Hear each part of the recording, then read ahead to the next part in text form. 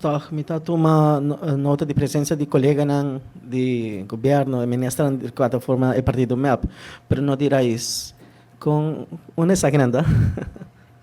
Bom, ahorita un día que nos ha decidido como gobierno un viaje más nos quer reconocer prensa. Nós estamos fazendo isso aqui para 7 anos, desde o gabinete Wave Cruz 1, Wave Cruz 2 também. Nós fazemos de diferente maneira. Um viaje nós temos uma atividade social aqui no pátio.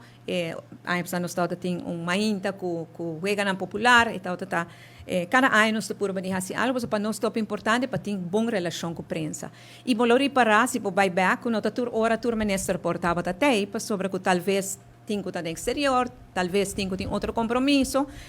Pero para nós é importante sim para reconhecer a prensa e pensar mais que turno por aí, porque é muito difícil ora botar ministério que o ministério que está ocupar, nós estamos seguindo com a maioria de ministros presentes e esse é o que passa agora.